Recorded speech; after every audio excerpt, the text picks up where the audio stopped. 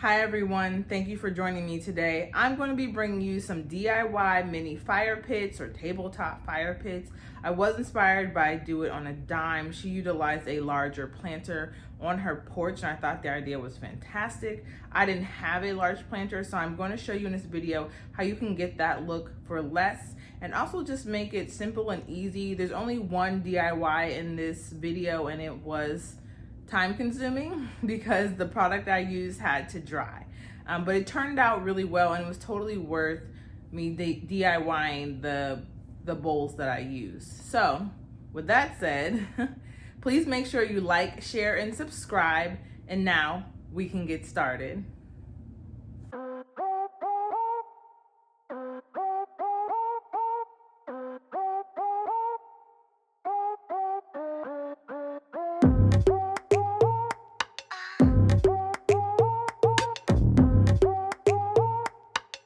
So the first fire pit is going to be made with this planter from Michaels.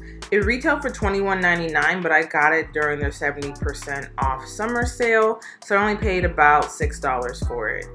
Now, I got this idea from Do It on a Dime, whom I think the world follows and knows about at this time, but if you don't, I will link her page below. She used a taller plant stand, which I don't currently own, and she made a fire pit for her kids and they did s'mores with it. It was really cute. She put it on her porch, really easy, and that's how I got the idea for the tabletop one. So if you don't have a taller plant stand and you just have a short one, you can easily make a fire pit. So I'm adding in some white sand from Dollar Tree. I did use 2 bags to fill this particular pot. And then I'm going to add in some white rocks and some black rocks. You can use the ones from Dollar Tree. I just happen to have these ones from Lowe's.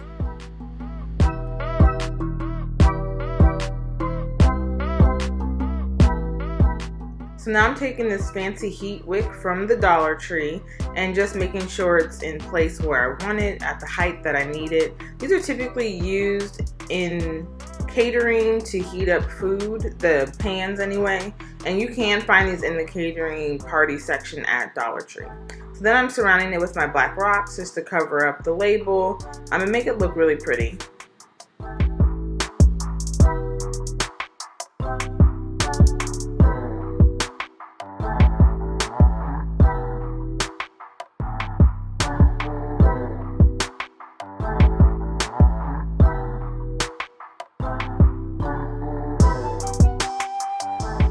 And now let's see how it turned out. I just styled this on the front porch with some chairs and a nice table and a couple of plants.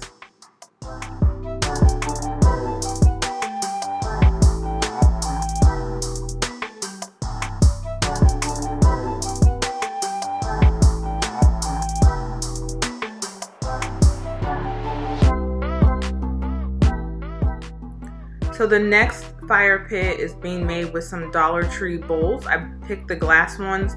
I do recommend when making your fire pits to use glass, to use ceramic, to use a plant pot or terracotta. Definitely don't use plastic, of course, or paper. You want to practice fire safety and use something that can handle high heat if necessary. And adding in the sand and the rocks does protect the fire pit from getting too hot as well. So here I'm just adding some E6000 to the bottom of one of the bowls, and I will be placing the other bowl on top. A lot of people make standard bases this way. They take the baking powder and acrylic paint mixture and give it some texture, and that also works. So this could be multifunctional for your space. It doesn't just have to be a fire pit. It could also just be a vase for display. And here you see I'm trying to get it to stay down so that the E6000 can stick. I'm using a sugar holder, also from Dollar Tree, and that wasn't really holding it well, so you'll see I actually ended up placing a book on top and that helped it level out better. And I did let this cure overnight because I had other things to do, but you could probably just give it a couple of hours. So now I'm sanding it down to help the concrete mixture that I'm going to add on to here stick. Concrete and glass don't necessarily stick together, but I did make this work. I sanded it down to rough up the glass. It's actually too smooth for most things. Even if you were going to paint it, I would probably rough it up a little bit just to help the paint adhere better. And once I was done, I took my cement and I added in some water. I don't have accurate measurements.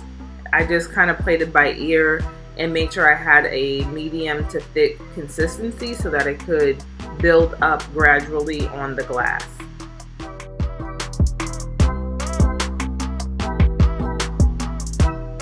And here I'm going to take a standard paintbrush from Dollar Tree. Definitely want to use one that doesn't cost too much and that you don't mind throwing away, as I won't be using this again. So I just basically paint on the first layer, and I'll tell you, I probably did about 4 coats of this, but the first layer is the most important. It doesn't have to be super smooth. Of course, this is concrete, so I am going for a very textured appeal. So I just painted it on and tried to cover as much as possible.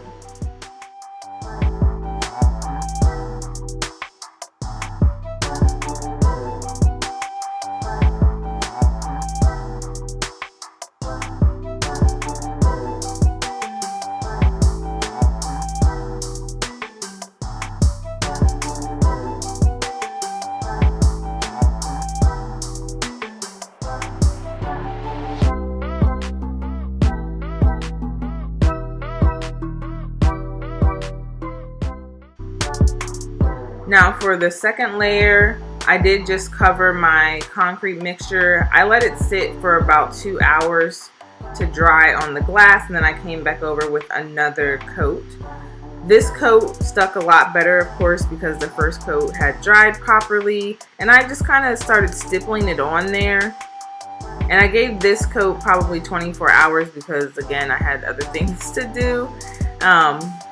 And I let it dry fully before I started the third coat.